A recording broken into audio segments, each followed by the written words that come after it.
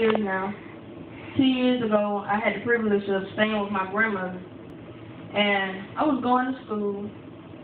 And one day, well, most of the time I didn't catch the bus. Because I'm always in something, music or sports. I stay after school. I'll be at school till 8 o'clock at night. Go at 6 o'clock in the morning, 8 o'clock at night. But on this particular day, I got on the bus, I went home. And on this day, I did not eat lunch. So you know black folks, when we don't eat lunch, you already agitated, you already mad, you like, I just want to go home, I just want to eat, I just want to, you know what I'm saying? So I called my grandma while I was on the bus and got halfway to the house. And I said, called her. Said, Grandma, said, what? Said, what'd you cook? Because, every day I come home, she'll have my plate sitting on the table. So I'm just like, I ain't eat lunch today, so I'm hungry. I'm like, no, what did you cook? So I called her. Like, what? I said, Grandma, what you cook today? She said, good stuff, and hung up the phone. So mind you, this breakfast thing. I haven't eaten all day.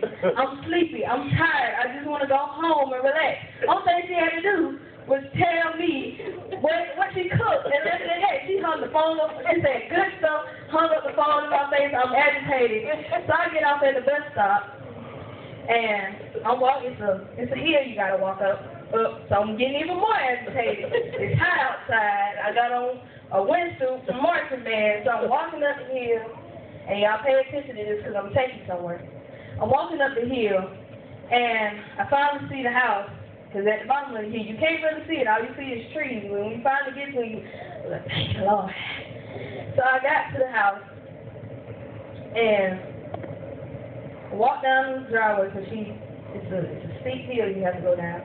And I got to the back door, and I realized that I always turn a knob before I get to the door just to see if it's open. And I realized when I got to the door, I didn't need to pull out my key. The door was already open for me, So I walked in the door, and the way it's set up, she has her laundry room. Then you take the corner, and then you're in the kitchen. I did not see my grandma. That wasn't really important at the time. As long as I had my plate and my food sitting there. And so for those of you who really know me, and my favorite food is neck bones and collard greens with a side of hot peppers and some fried cornbread. So my grandma held the phone up in my face and she said, I have good stuff. So I get there, see my plate, and what do I see? I'm hyped now. I got my neck bones, I got my collard greens, I got my hot pepper sauce, I got my fried cornbread, and my sliced tomato on the side. So I'm like, I'm good now. But I said all that to say this.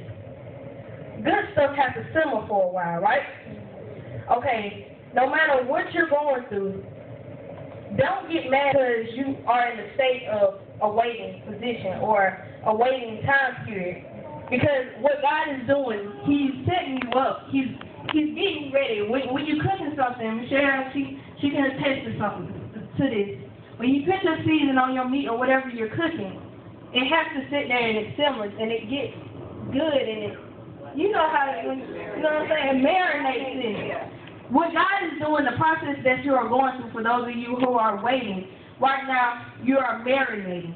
He's like settling you in His Word. He's getting you to a point where, how can you say, well, I'm waiting on a house, but I have no job? So how can you be able to pay for the mortgage of that house and you have no job? So we ask for things, but we forget the little small things that come with the big things, right? Lord, I ask for, I pray for my husband, but I don't first know how to be a woman.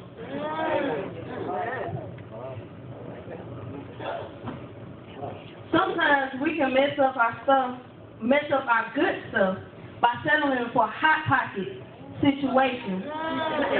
Come on now. You know how we do. We like to do, well, it's not really just, how should I say, we get to a point in our time and we all get to this point where we're weak. And we don't like to wait. And it's like a little child, you know how they act, Mommy, is dinner ready? And he's like, it'll be ready in about 15 minutes. So they're sitting there watching the clock. Just sitting there watching, don't know how to count, but watching the clock like they know when 15 minutes coming. And so it's like kind of like, I don't lost myself now.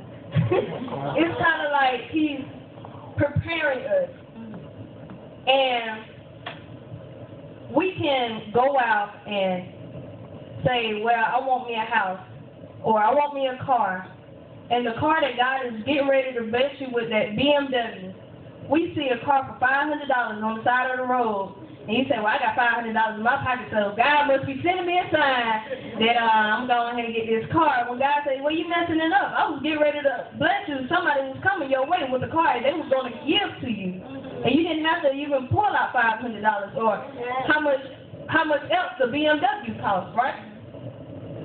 I remember one time, my mom was at the house cooking. I'm sorry if y'all get hungry. I hope y'all cook. I did, so I'm coming to y'all house. I remember one time when my mom was at the house cooking, and we have a big family. She was at the house cooking. We was having a cookout, and my mom forgot little simple things of plates, forks, spoons, and napkins. So she sent me and my sister on to Dollar Tree and to Walmart to get everything else that we needed. So, me and my sister, we get in the car. We're like, man, we ate all day. Went to church. Came home. It's about going on 7 o'clock. We still ain't ate. So we're like, maybe we just stop by Taco Bell, get us a chalupa or a soft taco, you know what I'm saying? Till we get to the house. And so we went to Taco Bell. And I ordered my chalupa, my favorite thing there. So I said, got back to the house, finished it. And they was like, well, we was waiting on y'all, where y'all been? And only thing we got to do is say grace and dig in. So I'm getting happy. But then on the other side of me, I'm like, I'm full. So I'm sitting there like, so to keep from my mama knowing that we went to Taco Bell, I had to fix my plate as though I'm still as hungry as I said I was earlier. And so I'm sitting there, I got the spoon, I was just like, had my ribs and everything, and the Holy Spirit began to speak to me. He said, if you just have waited a little while longer and stopped settling for less, see, if you know anything about Taco Bell meat, you would know that it's the greatest deep meat, the worst meat you can ever eat. And it's greatest deep meat is the lowest meat you can eat that's legal. And so the Holy Spirit was like, my son was bubbling. And he was like, if you had to just wait a little while longer, stop settling for less. Stop being impatient. So I was in there. I got in the living room. I was like, I can't even eat this. And she was like, what is wrong with you? You sick? Yeah, I'm sick now, right? But that's how we do. We settle for less. And that's how we do with our friends. Sometimes as women, we sometimes, Lord, I'm tired of waiting on that special man. So we settle for this drug dealer that we see at Walmart. And we like, we finally give him a number. I was talking to them earlier before church started. Give me a number. Then when you're tired of them, you can't get rid of them. And so they were asking me why I keep changing my number. That's the reason why. But no, for real, I'm real. We have some friends that people that, I say associates, I have no friend but Jesus, because all of us is human, and anybody can turn their back on you at any time in your life, but God is the only person that will not forsake you. Amen? Amen. So we have some friends that I consider taco meat friends. And if you go to my phone, I hand tap my phone right now, you will see some people named Taco Meat 1, Taco Meat 2, and that's how if I see their number on my phone, I don't even answer the phone. So sometimes God is saying, get rid of the taco meat friends that you have in your life. Somebody that you've been with for over 14 years that ain't doing you no good. But you saying, well, this is my best friend. This person stabbed me in your back. Why you saying this is my best friend? Do you not feel no stabbing? And so he's saying, one, get rid of the talk on me friend. Two, stop being such in a rush to do things. We want things, we act like little kids. As adults, we act like little kids sometimes. If we don't get what we want, if somebody don't sing your favorite song in church, we'll stop coming to church. No way, you know you'll stop coming to church. If they don't sing, I love the Lord, He heard my cry. Amen? You'll stop coming to church and say, well, I ain't singing my favorite song. I ain't going. I'll find me another church.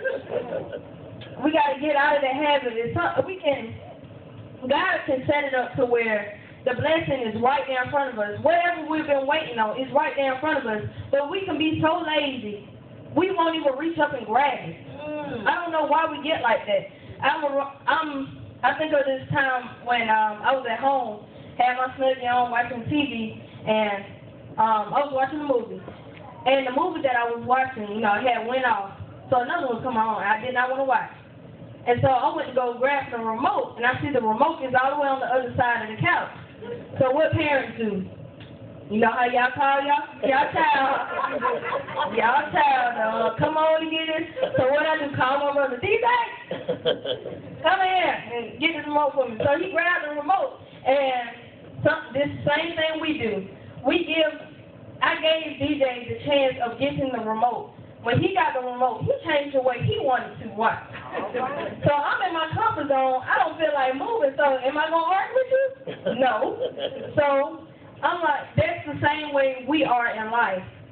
We allow somebody, instead of us just getting up off our lazy butt and getting what God has for you, we allow somebody else to come and take your blessing.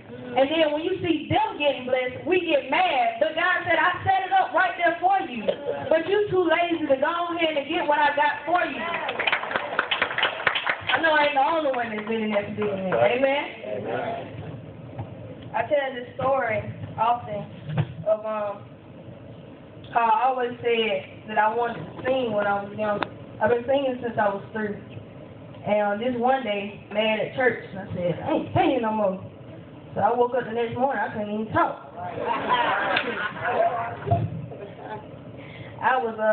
I prayed and I prayed. My mom walked in the room. She didn't know what I was doing because what it looked like I was doing. I was in there on my knees praying, like I can't talk, so you can't hear that I'm saying it, but she walked in the room, I can see it. She thought I was having one of my crazy moments again. I was like, no. Breathe for to the Lord. I need a voice. I want to sing. She was like, you better sing the next time you speak. Sometimes we